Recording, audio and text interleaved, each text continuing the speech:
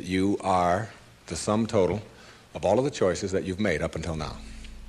And anything about yourself or your life that you don't like or isn't working or isn't mobilizing you is to be looked at in terms of, can I grow? Rather than, why did I do it, or isn't this wrong?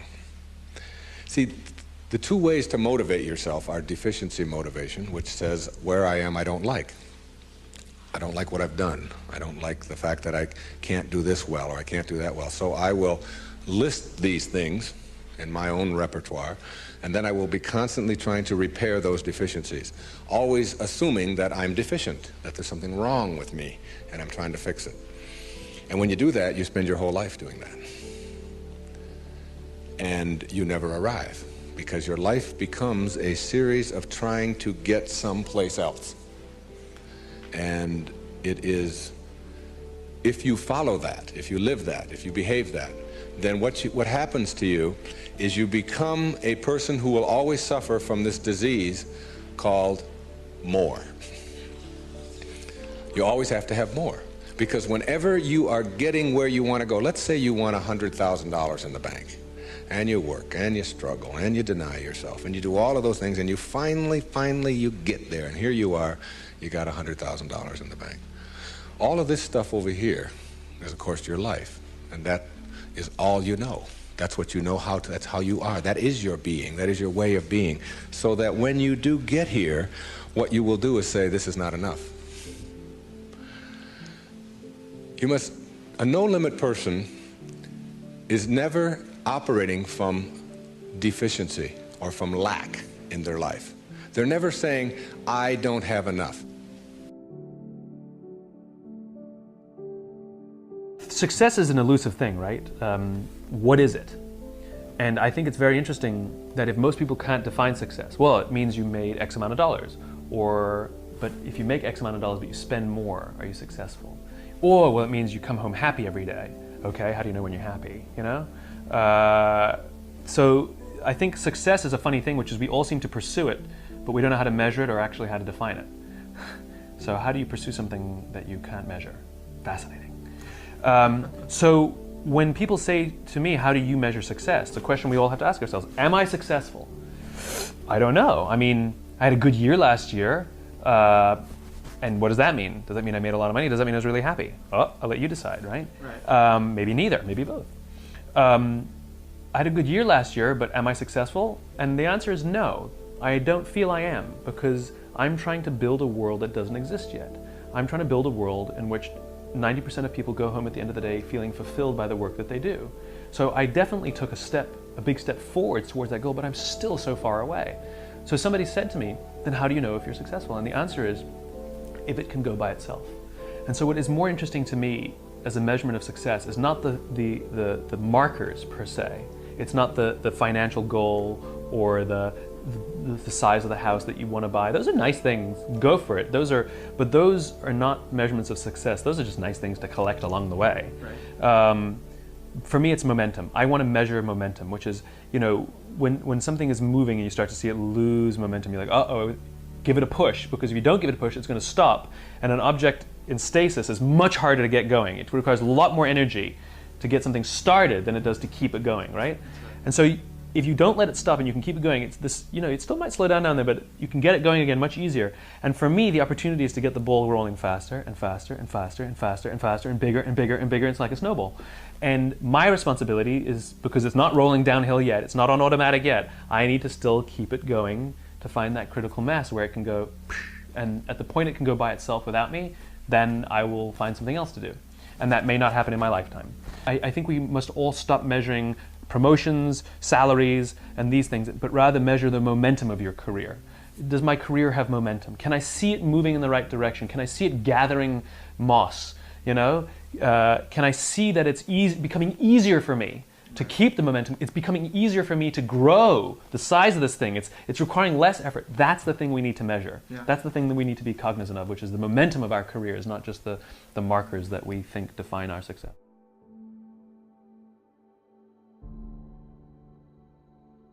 Well, I'm not comparing myself to any of these people, believe me. But you wouldn't say to Picasso, when are you going to put those brushes down? Get rid of the canvas. You've done it. Right. I'm an entertainer, first and foremost, but there's art involved here. And an artist has an obligation to be en route, to be going somewhere. There's a journey involved here, and you don't know where it is, and that's the fun. So you're always going to be seeking and looking and going and trying to challenge yourself. So without sitting around thinking of that a lot, it drives you and it keeps you trying to be fresh, trying to be new, trying to call on yourself a little more, you know? The difference in the great coaches and the average and ordinary coaches is the ability to get momentum and to keep momentum. Think about this, folks. A.L. Williams, for 20 consecutive years, grew. Now, during those 20 consecutive years, we changed companies 5 times. I had to terminate the #1 producer in our company on 2 different occasions, and it was almost impossible to get terminated, from A.L. Williams. We had wars with the regulators. We were kicked out of Mississippi for 2 weeks. Canada passed a rule where there was no part-time recruits. Texas limited the number of recruits so we could 350 a year. And with all of that, A.L. Williams grew for 20 straight years. Now, how do you grow? This is the difference in a pro, a real pro, and an average and ordinary coach. There are 3 things you do now to guarantee you keep momentum when you get it going. Number 1, you grow by multiplication. You grow by multiplication.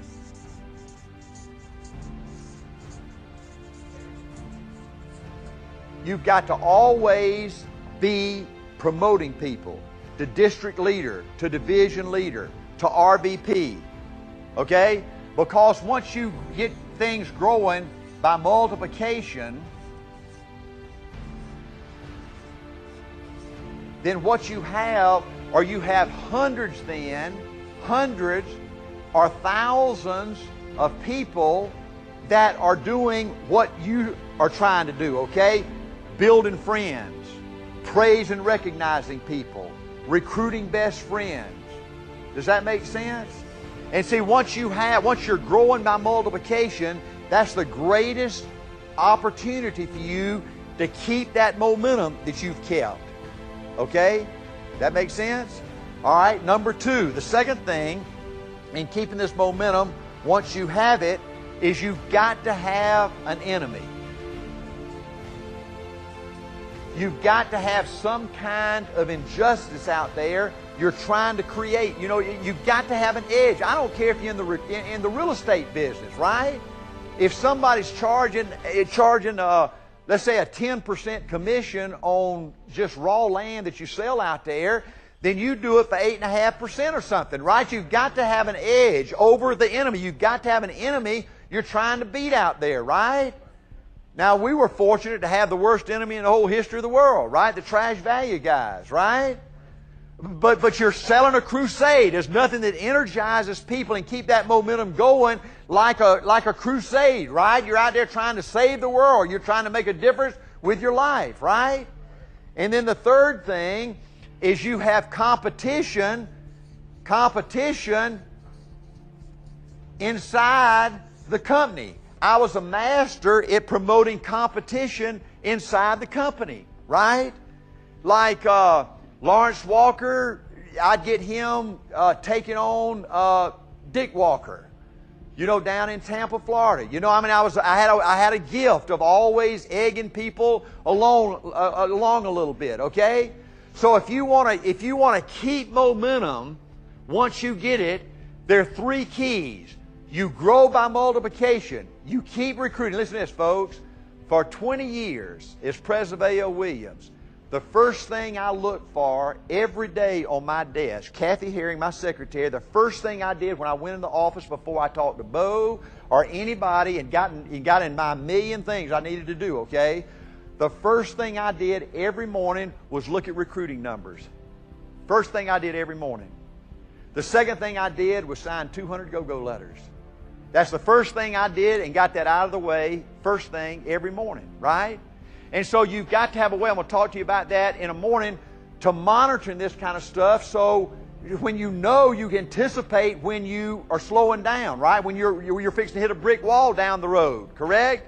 So if you're growing by multiplication, if you've got people out there recruiting best friends, picking up policies of best friends, making presentations to best friends, building friends with their recruits, praising, recognizing people, promoting district managers, promoting division managers, promoting RVPs, and you've got people, and you're teaching people how to do all these same kind of things to build these powerful relationships, right? Then you're guaranteed that you're going to keep that momentum going. If you have an enemy, you've got to have an enemy. You've got to have something you can get people riled up about. And then the third thing is you create competition inside your own organization or inside the company. You can either live your dreams or live your fears. And I think the majority of people actually are not living their dreams, but are living their fears. So I want to ask you a question. What are your fears? What are you afraid of? What are you scared of? Because we all have fears, don't we? We all have something that's blocking us, that's holding us back. And as we begin to look at life, what we realize is that the reason that most people are not living out their true potential, are not doing all of the things that they would really like to do, is because of fear. Some people call fear false evidence or expectations appearing real. I had a real momentum going from college on through all these roles and plays that I just mentioned, right up until doing Carbon Copy in 1980, 81, and I didn't get any work for about 6 months. And I thought, well, okay, wait a minute. There's always work at the post office. You know? Yeah, all right. Go back to biology. I better go back down to the city council meeting. But I got a small play, a one-act play about two guys, one named Malcolm and the other named Elijah. I was even saying Elijah when I first read it. I'm like, this Elijah guy. I'm looking at him. I'm like, yeah, it's Malcolm. All right, it's a good part, big role. And that really jump-started my career again because the play went over very well. We did it down at the New Federal Theater, Henry Street Settlement. And that I went right from that play to a Soldier's Play off Broadway, and right from a Soldier's Play to St. Elsewhere.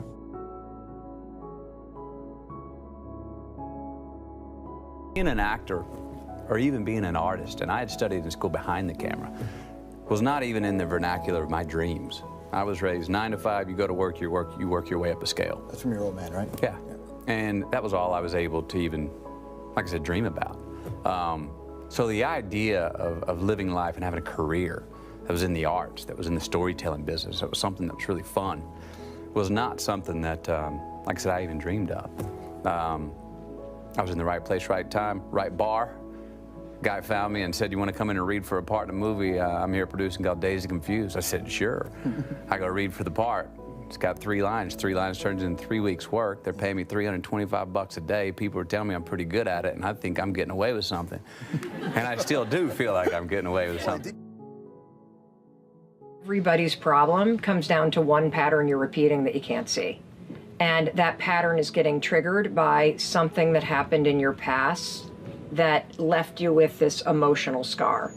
And so for me, the thing that I always have to deal with in myself is the fear of disappointing somebody. So if I'm in a situation where I start to feel that, it's an old trigger. And so when you finally have a word that describes in a visceral way this thing you hate about yourself or this thing that triggers you or whatever it may be, that's where the power comes, because now you can name the thing that was once controlling you. And so if you can identify, first of all, the pattern you keep repeating that makes you miserable or doesn't serve you or makes you lose your power or has you go numb, then you can start to go back and say, well, where did I first start doing this? And what was the experience that triggered it? Because that's the root of the problem right there. And when you expose all of that, the trigger and the emotional button, like I'm afraid of disappointing people, I'm afraid of disappointing people, I'm not worthy, I'm pissed off that this is happening to me. Now you have the ability to change it forever. Every problem, the problem itself presents an opportunity that dwarfs the problem. And that is to say that if I had only looked at my failure with the audiobook and viewed it as a failure in the product, let's say, and not in the process, I wouldn't have taken away much. Instead, I realized that my approach wasn't right, fixed my approach, and that has led to a lot of great successes. Professional sports, everybody always said, oh, he's a closer, and they said that's the top level of a competitor. And I always thought, well, working with Michael, I said, comparing him to everybody else and putting him in a category as a closer along with all the other players, I said, that's an insult. I see what this man goes through. I've seen his preparation. I don't like to use the word legendary with him because he's not a legend. He's an icon. There's a lot of legends out there. There's only one icon. He's an icon. A cleaner is an individual, what we call a don't think person. They're so well prepared at what they do. They spend hours and hours of time, years of getting prepared, that no matter what's thrown at them, they're going to deliver that end result over and over again. Their instincts are so dead on that no matter what variable, what problem, they can adjust on the fly and have the ability to get themselves in what we call the zone. The problem is, in order to be able to put yourself in the zone, preparation is the key.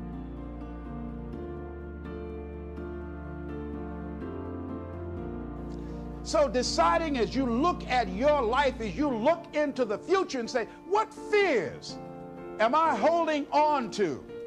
What fears that I'm allowing to imprison me, that's keeping me from breaking out, that's keeping me from living up to my true potential, that's keeping me from really being happy, that's keeping me from having a sense of adventure and excitement in my life?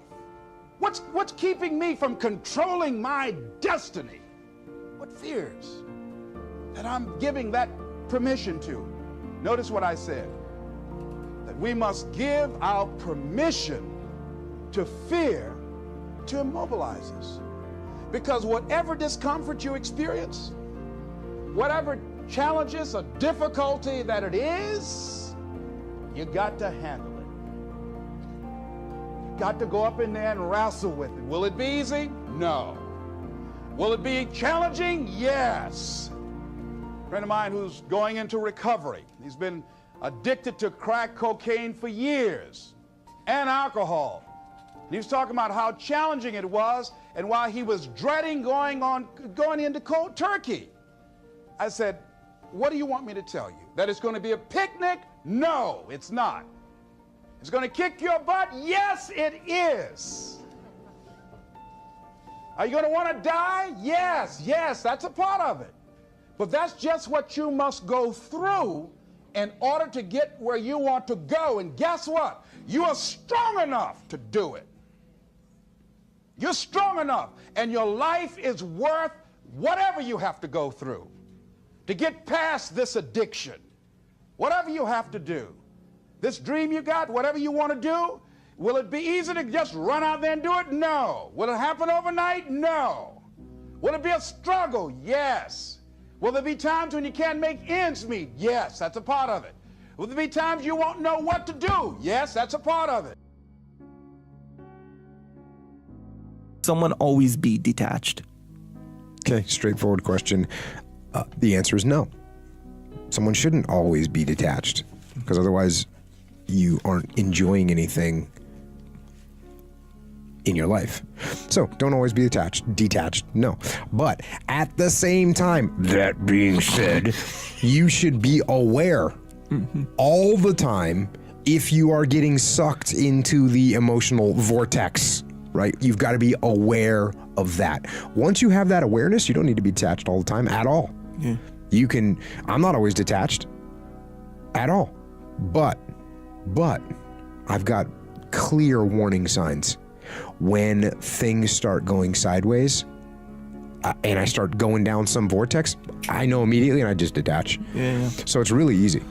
But it does take practice, and eventually you realize that, you know, when you're feeling overwhelmed, or when you're feeling emotional, and you're feeling angry, or you're feeling frustrated, when you start feeling those things and you sense them really quickly and you recognize them, you just detach, boom, you're done. Yeah. So that's what you got to do. Start recognizing those red flags so that you can enjoy the good things, and when something starts getting crazy, you can detach.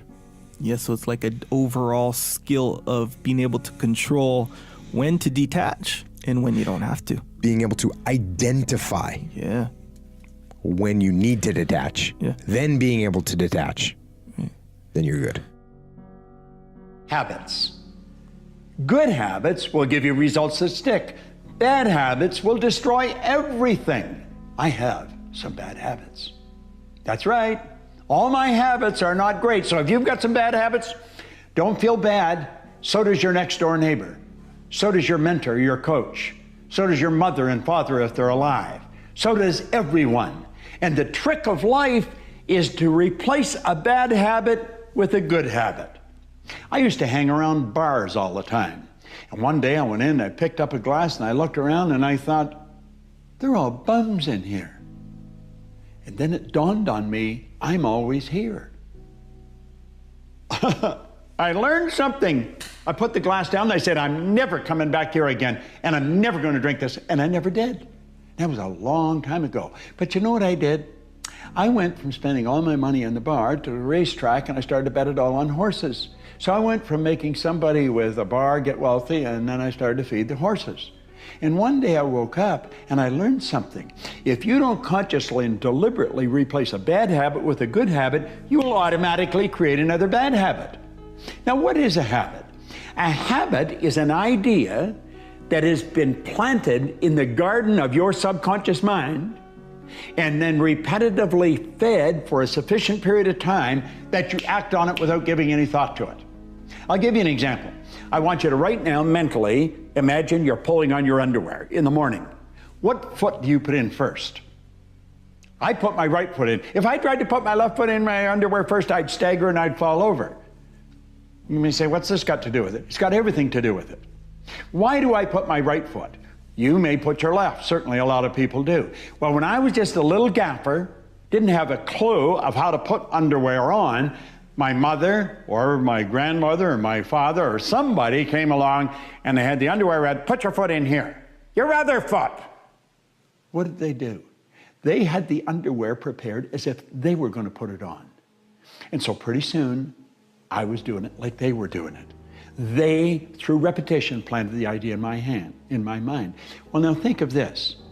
You don't just form habits of how to get dressed. You form habits to do everything that you do. And some of them are not that productive. Any idea that you keep dwelling on and impressing upon your subconscious mind becomes fixed in the subconscious mind. A habit is nothing but an idea that's fixed in the subconscious mind that you act on without giving any conscious thought. Many years ago, I went in to train the Prudential Insurance Company of America, their agents. I ended up training all of their agents. And I only got them to do two things. This is in the early 70s. I got them to form the habit of being in front of a prospect before 9 a.m. and ask everybody they talk to purchase $100,000 worth of insurance. I said, you don't have to sell them, just give them the opportunity to say no. Do you know the sales in that company went up by hundreds of millions of dollars? I had a retired VP tell me he thought it was $1 billion. Just changing two habits. What habit do you want to change? I'm forever checking out habits I've got. I'm in the habit right now of changing my diet. And you know something? I've been doing it for going on 3 weeks. It's getting easier, but it's still not that easy. I still like to reach over and eat some of that when nobody's looking. Doesn't work. Doesn't work. I'm looking. What habit are you going to form? And you shouldn't try and form more than 2 at once. You'll become too big and too heavy and you won't form any. Make up your mind you're going to do it every day, every day, every day, until you don't have to think about it, and then you'll automatically do it. I guarantee you, this idea will change your life. Think about it all day. because that is definitely an idea that will give you results that will stick. Any type of danger, right, gives you this flight or fight response. So train. It starts with training. Jiu-jitsu, boxing, Muay Thai, wrestling, shooting, competing, right? You get used to those butterflies when you compete. You get those butterflies and you get used to them. And so train and get used to seeing how that reaction, what that adrenaline feels like, and also get used to understanding what the superior action is, right? Fight or flight. Because sometimes flight is the correct response. Sometimes fight is the correct response. But what you want to do is you want to be able to assess and dictate which response you're going to give and not just do whatever your instinct tells you, because sometimes your instinct might be wrong. And so again, I don't know what the situation where you're going into, but whatever it is, because people get the fight or flight response to everyday things too, like public speaking, right? Oh yeah. Rock climbing, and that's why I say, do these things, train in them. So public speaking, rock climbing, if you want to get good at rock climbing, you want to get over that fight or flight response when you get out, go rock climbing, you'll get used to it. You scared of heights, go start parachuting. You'll get used to it. You're scared of the water, get worked up and go through swimming and then become scuba certified. Just the things that you're not comfortable with, get comfortable with being uncomfortable. What's the next piece is that you accept yourself, then you accept the fear as a fact and not a force. See, when you accept yourself, and you accept fear as a fact, that means that it's something that happens. It's something that you're going to experience, but it is not a force to hold you back. It doesn't have any special power other than that you give it. So you accept the fact that you are afraid, and then you move on anyhow. You move on past it, and you do whatever you've got to do. Talk to you about where you're going and what you want to do with your life.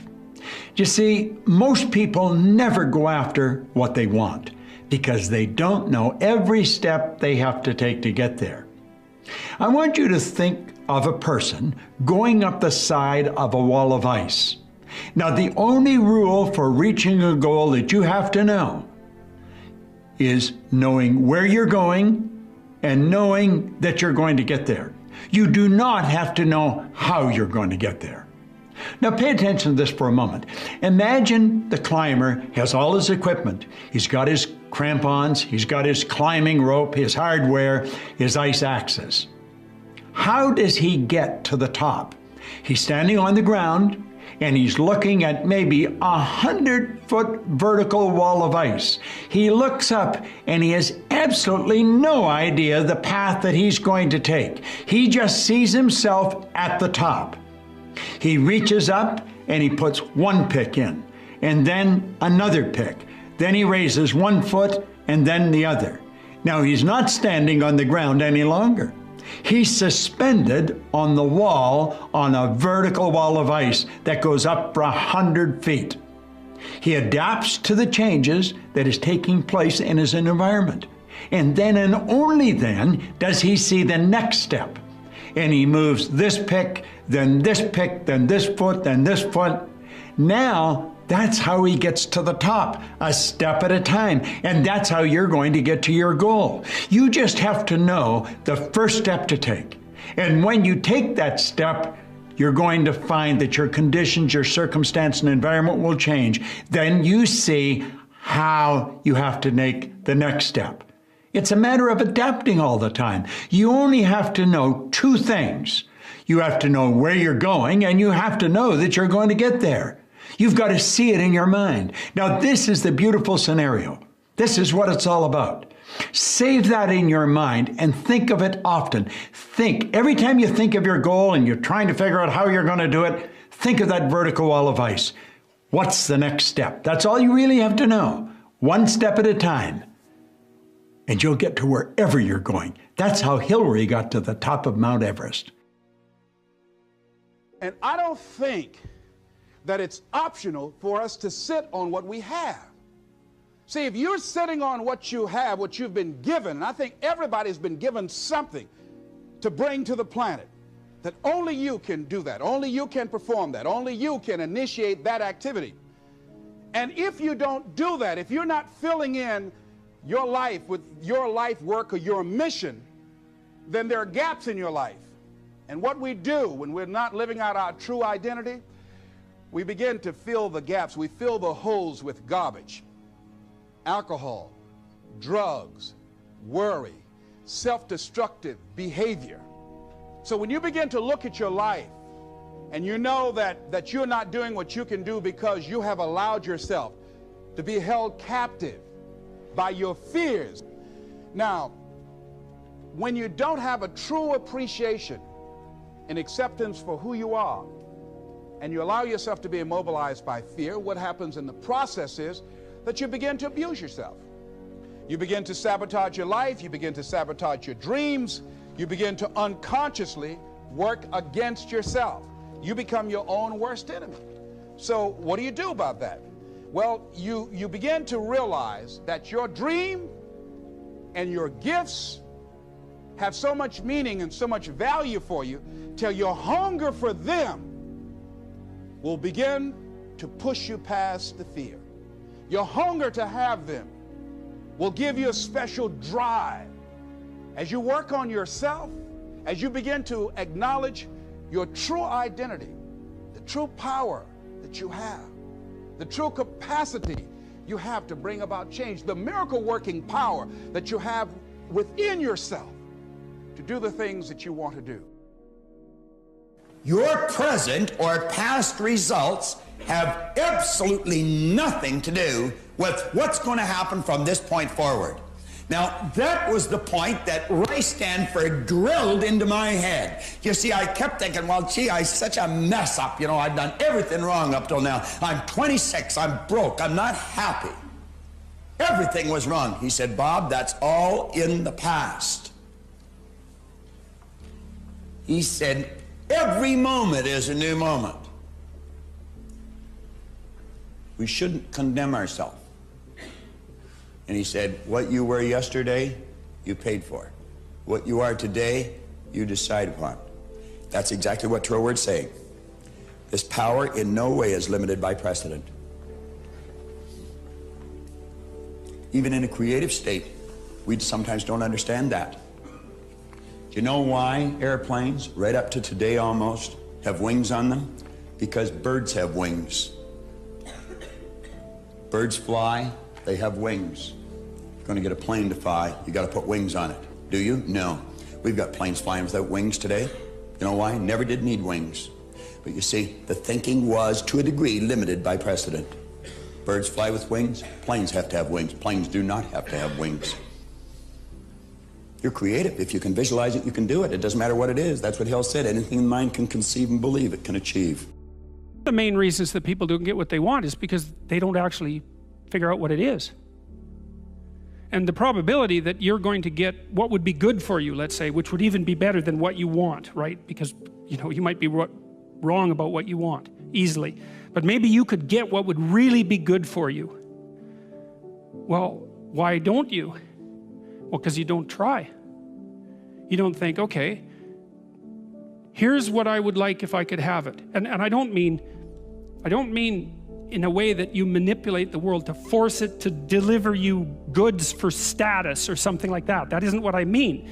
I mean something like, imagine that you were taking care of yourself like you were someone you actually cared for. And then you thought, okay, I'm caring for this person. I would like things to go as well for them as possible. What would their life have to be like in order for that to be the case?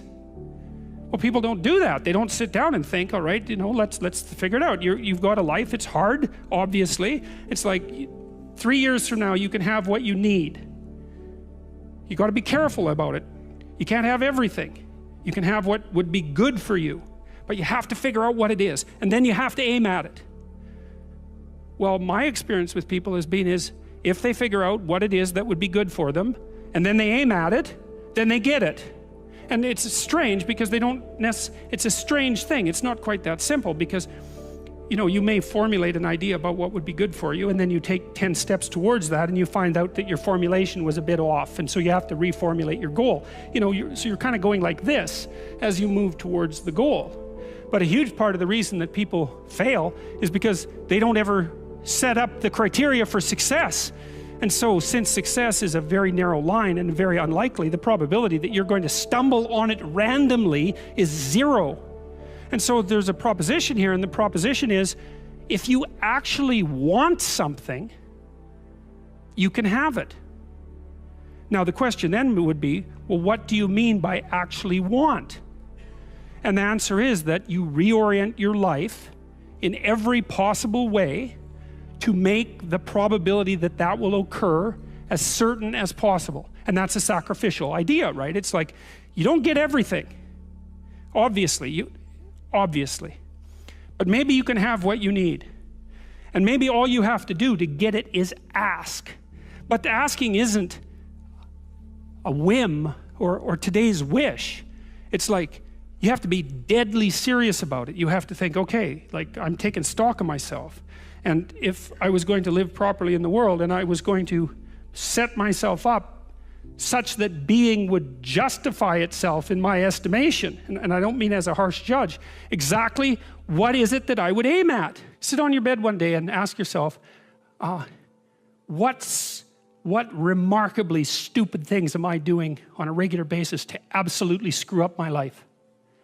And if you actually ask that question, but you have to want to know the answer, right? Because that's actually what asking the question means. It doesn't mean just mouthing the words. It means you have to decide that you want to know. You'll figure that's out so fast it'll make your hair curl. Here's what I've learned about complaining. In order to complain, I have to have a reference point of something better that I want that I'm not willing to risk creating. Now let me explain that again. I have to have a reference point in my mind of something I want that's better than what I have, that I'm not willing to risk creating, so what I do is complain about it instead. See, if I was complaining about my wife, it would mean that I would have to believe that somewhere out there in the world there's a better woman than my wife. See, if every woman on the planet died, except my wife, do you think I'd go to work the next day and complain about her? No, she's the only one. And I'd be going, hey, and I got her, this is really cool, right? Do you ever hear anyone complain about gravity? Very rarely. You know, gravity makes us all bend over. Do you ever see an old person walking down the street going, gravity? They have a little walker. I hate gravity. If it weren't for gravity, I wouldn't be all bent over like this. Gravity sucks. Now, have you ever heard an older person doing it? No, the reason they don't complain about gravity is because there's no alternative to it. You know, gravity just is. So if someone's complaining about something, it means they know there's something they can do about it, because we don't complain about the things we can't change. So as soon as you hear yourself complaining, I want you to stop and say, okay, what would I rather have? Remember, law of attraction always says focus on what you want, not what you don't want. Because when you're talking about what you don't want, when you're complaining and blaming, you're focusing on that which you don't want, and you're accelerating its expression out into the universe with those negative feelings. And yet we'll spend a majority of our time complaining about so many things. And usually we complain about them to people who can't do anything about it. What's going to fulfill you is different than the other person next to you. You're not going to learn that from anybody else. And you got to find it, because success without fulfillment is the ultimate failure. And I get those phone calls all the time for the multi-billionaire entrepreneur or politician or business person, or a person just won their Academy Award and they're depressed and they can't tell anybody because they got all their goals, but they're not fulfilled because they really don't have that sense of meaning in their life. They went for something and they got it, they achieved. And if you doubt this, what I'm saying is relevant to you or us or anyone, just think about a month ago, we lost what I consider to be a national treasure, Robin Williams. How many of you loved Robin Williams? Look around the room, keep your hands up, look. And most of you didn't know him. Almost every, and then where you go in the world, people love Robin Williams. By the way, was he great at achievement? Oh my God, that guy, he said he wanted to become a great comedian. He did that. I want to make the world laugh. He did. I want to make my own TV show. He did it. I want to have the #1 TV show. He did it. I want to make movies. He did it. I want an Academy Award for not being funny. Not his skill set, drama, and he did it. I want a beautiful family, and he did it. And then he hung himself. Make everybody happy but yourself. Not a good plan. So if I had a gift to give you, it would be maybe make a different decision. And the decision is that no matter what happens in your life, you're gonna live in a beautiful state. A beautiful state. And that could be happy, that could be grateful, that could be being generous. Those are all beautiful states, aren't they? It could be curious, it could be fun, it could be playful. You're not limited to one state, but it's different than suffering. And most people's suffering, and all suffering I've ever seen, I've traveled to 100 countries, I've dealt with presidents of countries and, presidents of businesses, CEOs, I've dealt with people in prison, I've dealt with, you name it, average people. Suffering always comes because you're obsessed about something related to you.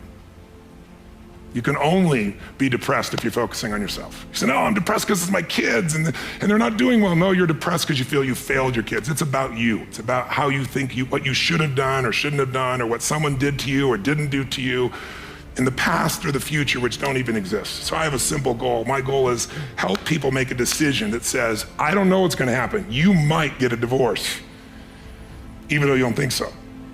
You might find a member of your family with cancer. You might have your house get burned down or have a tornado go by, and if you live in the same place, it happens every 2 years and you move back, we should talk, but some people seem to do that for some reason. You can't control those things. I can't control those things. I don't want those to happen to you or anybody I love or anybody who's even a stranger to me, but they're going to happen. True? Not positive thinking bullshit, just the truth. So if that's gonna happen, I say make a decision now that says, I'm gonna live in a beautiful state and I'm gonna find beauty in whatever life brings me. Because life is too short not to. And so you really have to believe the internet's going to be mainstream. A lot of people are going to get out there and use it, and that they're going to be willing to pay for some content. Is that the operating idea that you have? Well, each of these businesses is an entrepreneurial business. The overreaching theme is that, yes, I believe in the internet. I believe it'll get increasingly popular, and we're doing some neat new things to take advantage of that. You've got a lot of cash on hand, yes? Right. All right. It puts you in an enviable position. You can experiment with a lot of entrepreneurial ideas and see what sticks and what flies. Well, we're in business to make money, But the other thing is providing such a cash flow for you. Well, it all belongs to the shareholders. Yeah. We're not dilettantes. No, I know. We are business people, and it is true that if you find an idea that requires 3 or 4 years of improvement and patience and really sticking with it, that we're very good at that. Take Windows, which we bet our company on. Everybody doubted that would succeed. IBM did not support us in that. It took longer than we expected. Over 4 years before finally graphical interface got popular, and now people take it for granted. It's part of every personal computer, and you just expect it to be there. That was one of the grand successes of the company. In the same way, we're betting on the internet, that our tools there will be popular, and that a few of these content plays that we've decided to get involved in, that the scale and the users will make those into great businesses.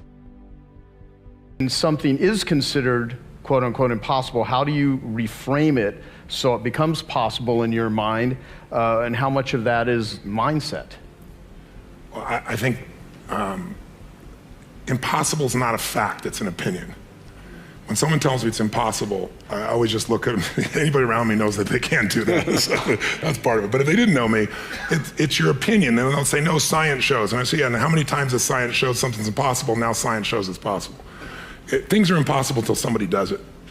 And so I find that, most of your business people, you look at businesses and what does it take to make a business grow? It's not impossible to make a business grow. A business has been shrinking for a long time, or it's been stuck. The real problem is always, the chokehold is always the psychology and the skills of the leader. Always. And 80% of that is psychology and 20% is the mechanics. Like if you don't know how to read your financials and you're trying to fly the plane of your company, I mean, come on, if all you do is go down, you look at profit and loss and you see what it is and you have a beer, either way, you either celebrate or you get depressed, something, you're gonna be in trouble, right? But if you have the skill sets, that's one thing, but you can get any skill set if you have the psychology. And anytime a business is not growing, it is not because it's impossible. It's because they aren't innovating, and they're not innovating because they're believing it's impossible. I mean, if we all know what does it take to transform, I always tell people it takes 3 things to create a breakthrough in anything, in your personal life, in your business, anywhere. You need a strategy. But that's not the first place you should look, and it's the first place all of us look. Me too. It's our inherent thing. You want to lose weight? Well, how do I do it? I want to grow my business? How do I do it? It's instinctive. We've been trained to think that way. But the problem is the how-to is usually not that complex. I mean, come on. 70% of Americans, 75% of America now is overweight? Is that because it's so complex how to be fit and strong? Right? You know, only the 1% know the answers. They hide it from you. You have to work your ass off to not hear what it takes, right?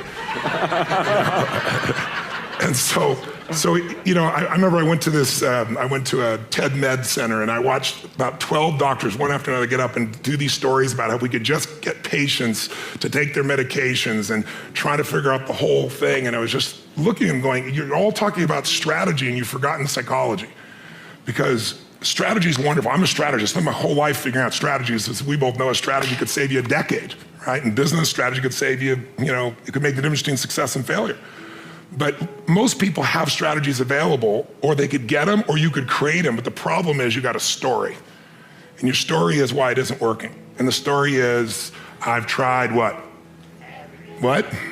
Everything. If you tried everything, you'd be fit, right? If you tried everything, you'd be profitable. If you tried everything, you'd be there. But people say it, you know, I'm big boned. That's what I used to say. I'm still big boned, but I'm 38 pounds lighter than I was 25 years ago, and I've never gained it back, right? When I was big boned, that was my story. All the good ones are gone. That's why I'm not in a relationship.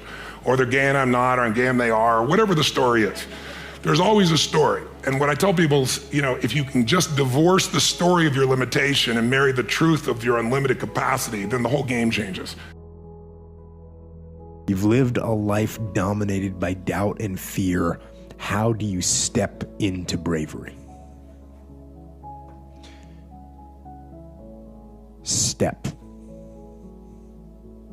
That's how you step into bravery. Step. Take the step. Step aggressively towards your fear. And that step towards your fear is the step into bravery. Because we're scared of what we don't know. And there is only one way to learn and to know, and that is to confront that fear. You have to step, you have to go. And this simple action, this simple attitude,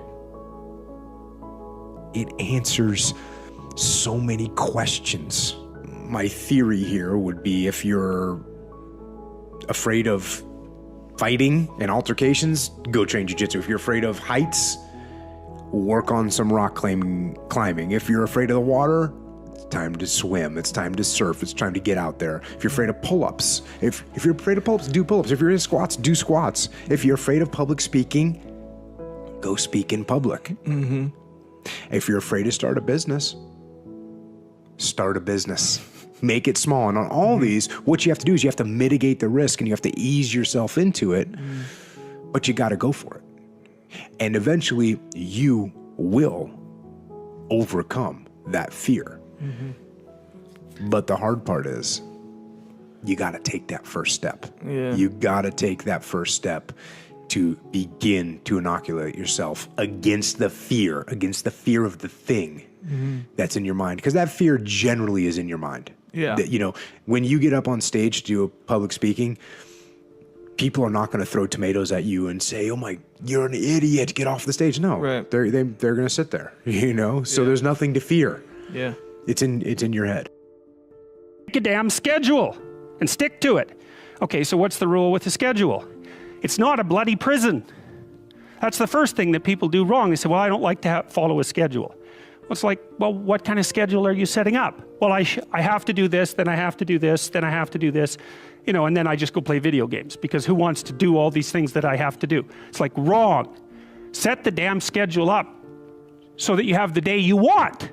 That's the trick. It's like, okay, I've got tomorrow. If I was going to set it up so it was the best possible day I could have, practically speaking, what would it look like? Well, then you schedule that. And obviously there's a bit of responsibility that's going to go along with that, because if you have any sense, one of the things that you're going to insist upon is that at the end of the day, you're not in worse shape than you were than at the beginning of the day, right? Because that's a stupid day. If you have a bunch of those in a row, you just dig, you dig yourself a hole and then you bury yourself in it. It's like, sorry, that's just not a good strategy. It's a bad strategy. So maybe 20% of your day has to be responsibility and obligation, or maybe it's more than that, depending on how far behind you are. But even that, you can ask yourself, okay, well, I've got these responsibilities. I have to schedule the damn things in.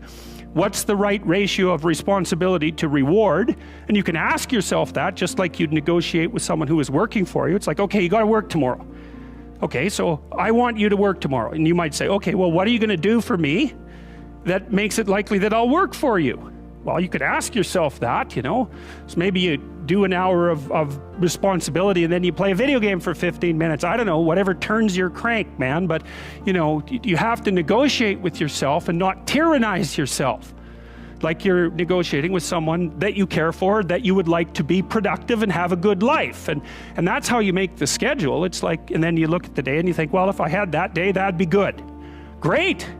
And you're useless and horrible, so you'll probably only hit it with about 70% accuracy, but that beats the hell out of 0, right? And if you hit it even with 50% accuracy, another rule is, well, aim for 51% the next week, or 50.5% for God's sake, or because you're going to hit that position where things start to loop back positively and spiral you upward. People don't know what success is all about. And since they don't know what it's about, they really don't know where to look for it. Success is really nothing more than the progressive realization of a worthy ideal. This means that any person who knows what he's doing and where he's going is a success. Any person with a goal toward which he's working is a successful person. This means that the boy in high school who's working toward a diploma, or the boy in college toward a degree, is just as successful as any human being on earth, because he knows what he's doing, why he's getting up in the morning, and where he's going. But conversely, if a person doesn't know what he's working toward, what it is he wants, doesn't have a goal toward which he's working, then he must, at least by this definition, be called unsuccessful. Why isn't then, with this simple definition, why isn't everyone successful? It should be easy. Yet surveys indicate that 19 out of 20, 95% at least, are not. In fact, a survey one time asked thousands of working men why they got up in the morning and went to work, and 19 out of 20 didn't know. 19 out of 20 working people didn't have the foggiest notion of why they got up in the morning and went to work. Under closer questioning, they said, well, everybody works. Well, that would be a good reason to quit. In fact, here's a little rule of thumb you might want to remember. Whatever the great majority is doing under any given circumstance, if you do exactly the opposite, you'll probably never make another mistake as long as you live. Just something to keep in the back of your mind. The problem with most people is that they're playing the world's most unrewarding game, and the name of the game is follow the follower. There's a story about a small town in which there was a jewelry store, and like all jewelry stores, or most jewelry stores at least, he had a big clock in his window. And every morning for years, he'd noticed a working man stop, adjust his pocket watch to the same time as the clock in the window. He'd been doing this for many years, and one morning the jeweler was out in front sweeping a sidewalk, and so he asked the man, he said, tell me, why do you adjust your watch to my big clock every morning? I've noticed you doing that for years. The man said, well, I'm the foreman down at the big plant. He said, I want to make sure my watch is correct because I blow the quitting whistle every night at 5 o'clock. And the jeweler looked at him rather strangely for a minute. He said, well, that's funny. He said, I've been setting that big clock in the window by that quitting whistle all these years. A very logical thing, but they could have been off 6 months. It was a case of a person just going along with what he thought to be correct without checking his references. So I want to suggest that from now on out, at least we do that we check our references and ask ourselves, are the people I'm following going where I want to go? Next thing is that you've got to activate the thinker in you. Don't allow your emotions to control you. We are emotional, but you want to begin to discipline your emotion. If you don't discipline and contain your emotions, they will use you. Your mind goes on automatic, just like a guard. You know, I loved reading the book called As a Man Thinketh by James Allen. He uses the analogy of the mind being like a garden. You know, weeds don't have to have any encouragement to grow. You don't have to water them. They don't have to get sunshine. They don't have to have fertile ground. They will grow through the cracks of a sidewalk. Am I right? But if you want to grow orchids or roses or any kind of exotic flowers, there are special processes and procedures you must go through. Well, by the same token, you don't have to force yourself or motivate yourself to think negatively, to be depressed, to hate somebody, to want revenge, to want to get back at somebody, to beat yourself up over the head, to feel loaded with guilt. You don't have to make any effort to do that. Your mind is on automatic. It will do that by itself. But if you want to begin to move into your own personal greatness, if you want to begin to really enjoy a happy, successful, healthy life, you've got to be willing to go against the tide. You've got to be willing to harness your will and say, in spite of this, I'm in control here. I'm not going to let this get me down. I'm not going to let this destroy me. I'm coming back, and I'll be stronger and better because of it. You have got to make a declaration that this is what you stand for. You're standing up for your dreams. You're standing up for peace of mind. You're standing up for health. You want it, and you're going to go all out to have it. It's not going to be easy. When you want to change, it's not easy. If it were in fact easy, everybody would do it. But if you're serious, you'll go all out. Attitude has been called the most important word in any language in the world, because it's our attitude toward our world, toward all the people in it, that will determine the world's attitude and all the people's attitude toward us. It's a simple thing. Most of us know it, but we tend to forget it. People will react to us according to our attitude. And our attitude is the greatest gift we can be given. You know, the little creatures of the world were given a wonderful gift by Mother Nature called protective coloring, in which they can blend into their background without being seen. But man was not given this great gift, because man was given an incalculably greater one. Only man has the godlike power to make his surroundings change to fit him, because his environment will change as he changes. A man's environment is a merciless mirror of him as a human being. And if he thinks his environment can stand a little improvement, all he has to do is improve, and his environment will improve to reflect the changing man. Another key in building this winning edge is, folks, you got to stand for something. People in America, the good people in America, are fed up with these dadgum fence sitters and mealy mouths. Corporate America has an especially black eye in business today. Most people in America think you can't find a company. They think you can't find a salesperson that'll tell you like it is and stand behind their word. They think these companies will sell anything, say anything, just to make a sale, just to make a profit. Well, you know what, folks, if you want to win in the free enterprise system in America today, you got to stand for something. Set up some aims for yourself, goals that you actually value. And the Future Authoring Program helps people do that. And basically, it does a situational analysis it helps you do a situational analysis of your life more than a psychological analysis, I would say. And so the questions are something like, well, all right, you're going to have to put some effort into your life, and you need to be motivated to do that. And so what are the potential sources of motivation? Well, you could think about them in the big five manner. You know, if you're extroverted, you want friends. If you're agreeable, you want an intimate relationship. If you're disagreeable, you want to win competitions. If you're open, you want to engage in creative activity. If you're high neuroticism, you want security. Okay, so those are all sources of potential motivation that you could draw on, that you could tailor to your own, your own personality. But then there are dimensions that you want to consider your life across. And so we ask people about, well, if you could have your life the way you wanted it in 3 to 5 years, if you were taking care of yourself properly, what would you want from your friendships? What would you want from your intimate relationship? How would you like to structure your family? What do you want for your career? Well, how are you going to use your time outside of your job? And how are you going to regulate your mental and physical health, and maybe also your drug and alcohol use? Because that's a good place to auger down, because alcoholism, for example, wipes out 5 to 10% of people. So you want to keep that under control.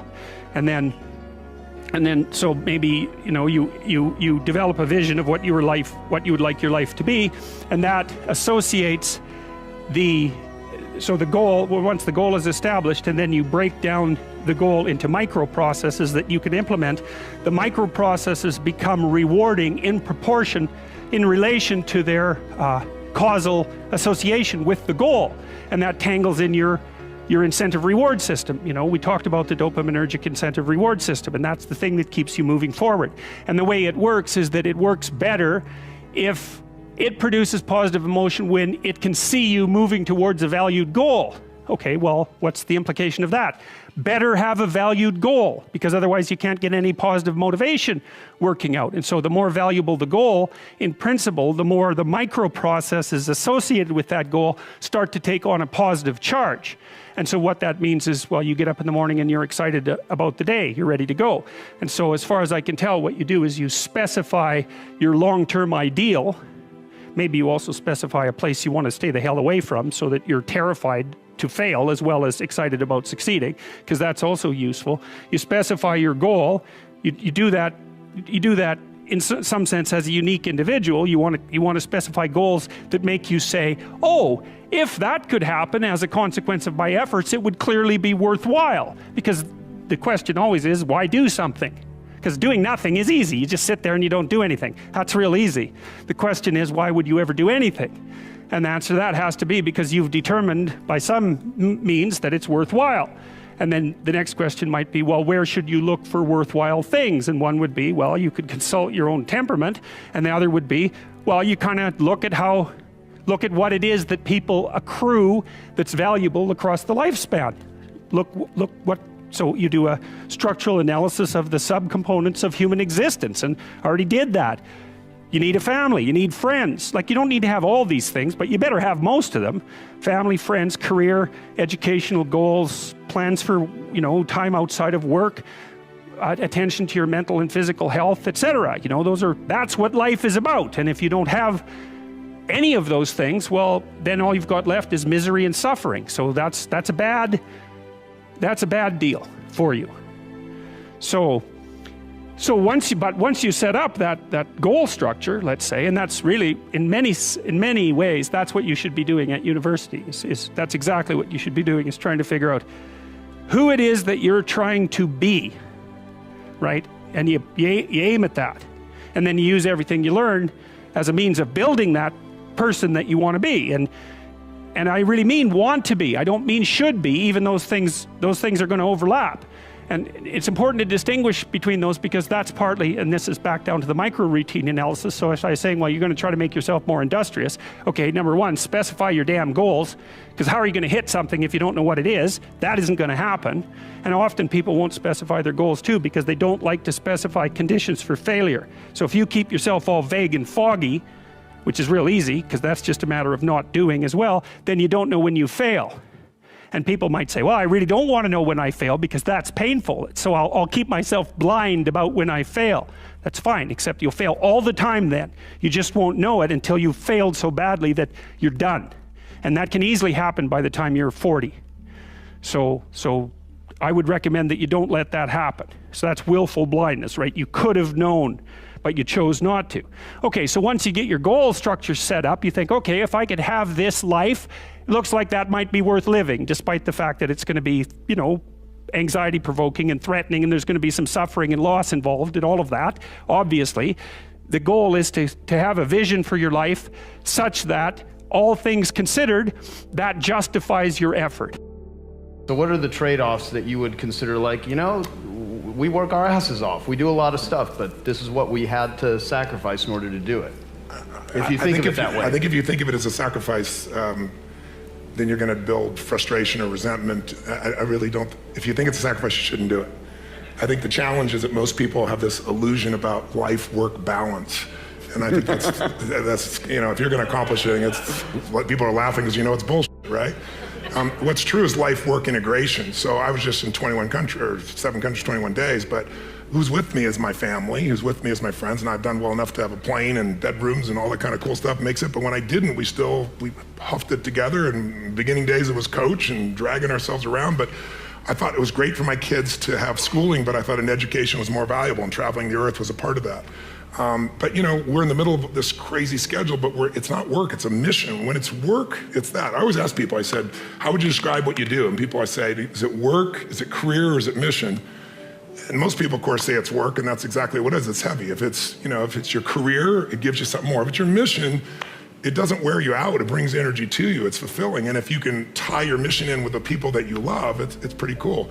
You know, there's some people in this room, they're my friends. I see Dean here in the front row here, and it's like we're all on this mission, and we find time to connect and be with each other and have a blast with each other, but we're sharing about things that matter. I'm not a person to go to a party and go in the corner and chit chat. It's like, you want to talk about something deep? Let's rock. You don't? let me go home and be with my family. Let me go do something fun, some of that nature. If you can combine your mission with your family, combine your mission with some of your friends, then you're going to accomplish 1,000,000 times more. But if you think it's a sacrifice, don't do it, because then all you're doing is you're going to have resentment later on or frustration later on, and then you really aren't contributing, because you're trading off. You're not giving. You don't have to necessarily have done anything wrong for things to get completely out of control. It's a terrifying doctrine, but it's not a hopeless doctrine, because it still says that there's a way forward, there's a pathway forward, and the pathway forward is to adopt a mode of being that has some nobility, so that you can tolerate yourself and perhaps even have some respect for yourself as someone who's capable of standing up in the face of that terrible vulnerability and suffering, and that the pathway forward, as far as the existentialists are concerned, is certainly by the avoidance of deceit, particularly in language, but also by the adoption of responsibility for the conditions of existence and some attempt on your part to actually rectify them. And the thing that's so interesting about that is, two, as far as I'm concerned, and some of this is from clinical experience. If you take people, and I've told you this, and you expose them voluntarily to things that they are avoiding and are afraid of, that they know they need to overcome in order to meet their goals, their self-defined goals. If you can teach people to stand up in the face of the things they're afraid of, they get stronger. And you don't know what the upper limits to that are, because you might ask yourself, if for 10 years, if you didn't avoid doing what you knew you needed to do, by your own definitions, right, within the value structure that you've created, to the degree that you've done that, what would you be like? Well, there are remarkable people who come into the world from time to time, and there are people who do find out over decades-long periods what they could be like if they were who they were, if they spoke their being forward. And they get stronger and stronger and stronger, and we don't know the limits to that. We do not know the limits to that. And so you could say, well, in part, perhaps the reason that you're suffering unbearably can be left at your feet, because you're not everything you could be, and you know it. And of course, that's a terrible thing to admit, and it's a terrible thing to consider, but there's real promise in it, right? Because it means that perhaps there's another way that you could look at the world, and another way that you could act in the world, so what it would reflect back to you would be much better than what it reflects back to you now. My experience is with people that we're probably running at about 51% of our capacity. You can think about this yourselves. I often ask undergraduates how many hours a day you waste, or how many hours a week you waste, and the classic answer is something like 4 to 6 hours a day. Inefficient studying, watching things on YouTube that not only do you not want to watch, that you don't even care about, that make you feel horrible about watching after you're done. That's probably 4 hours right there. You think, well, that's 25 hours a week, it's 100 hours a month, that's 2.5 full work weeks, it's half a year of work weeks per year. And if your time is worth $20 an hour, which is a radical underestimate, it's probably more like 50 if you think about it in terms of deferred wages. If you're wasting 20 hours a week, you're wasting $50,000 a year. And you are doing that right now. And it's because you're young, wasting $50,000 a year is a way bigger catastrophe than it would be for me to waste it, because I'm not going to last nearly as long. And so if your life isn't everything it could be, you could ask yourself, well, what would happen if you just stopped wasting the opportunities that are in front of you? You'd be who knows how much more efficient, 10 times more efficient, 20 times more efficient. That's the Pareto distribution. You have no idea how efficient people get. It's off the charts. Well, and if we all got our act together collectively and stopped making things worse, because that's another thing people do all the time, not only do they not do what they should to make things better, they actively attempt to make things worse because they're spiteful or resentful or arrogant or deceitful or homicidal or genocidal or all of those things all bundled together in an absolutely pathological package. If people stopped really trying just to make things worse, we have no idea how much better they would get just because of that. So there's this weird dynamic that's part of the existential system of ideas between human vulnerability, social judgment, both of which are major causes of suffering, and the failure of individuals to adopt the responsibility that they know they should adopt. It isn't merely that your fate depends on whether or not you get your act together and to what degree you decide that you're going to live out your own genuine being. It isn't only your fate, it's the fate of everyone that you're networked with. And so, you think, well, there's 7 billion people in the world. We're going to peak at about 9 billion, by the way, and then it'll decline rapidly, but 7 billion people in the world, and who are you? You're just one little dust mote among that 7 billion, and so it really doesn't matter what you do or don't do, but that's simply not the case. It's the wrong model, because you're at the center of a network. You're a node in a network. Of course, that's even more true now that we have social media. You'll know 1,000 people, at least over the course of your life, and they'll know 1,000 people each, and that puts you one person away from 1 million, and 2 persons away from 1 billion. And so that's how you're connected, and the things you do, they're like dropping a stone in a pond. The ripples move outward, and they affect things in ways that you can't fully comprehend, and it means that the things that you do and that you don't do are far more important than you think. And so if you act that way, of course, the terror of realizing that is that it actually starts to matter what you do, and you might say, well, that's better than living a meaningless existence. It's better for it to matter. But I mean, if you really asked yourself, would you be so sure if you had the choice? I can live with no responsibility whatsoever. The price I pay is that nothing matters. Or I can reverse it and everything matters. But I have to take the responsibility that's associated with that. It's not so obvious to me that people would take the meaningful path. When you say, well, nihilists suffer dreadfully because there's no meaning in their life and they still suffer. Yeah, but the advantage is they have no responsibility. So that's the payoff, and I actually think that's the motivation. Say, well, I can't help being nihilistic. All my belief systems have collapsed. It's like, yeah, maybe. Maybe you've just allowed them to collapse because it's a hell of a lot easier than acting them out. And the price you pay is some meaningless suffering, but you can always whine about that and people will feel sorry for you, and you have the option of taking the pathway of the martyr, so that's a pretty good deal, all things considered, especially when the alternative is to bear your burden properly and to live forthrightly in the world. Well, what Solzhenitsyn figured out, and so many people in the 20th century, it's not just him, even though he's the best example, is that if you live a pathological life, you pathologize your society. And if enough people do that, then it's hell. Really. Really. And you can read the Gulag Archipelago if you have the fortitude to do that, and you'll see exactly what hell is like. And then you can decide if that's a place you'd like to visit, or even more importantly, if it's a place you'd like to visit and take all your family and friends. Because that's what happened in the 20th century.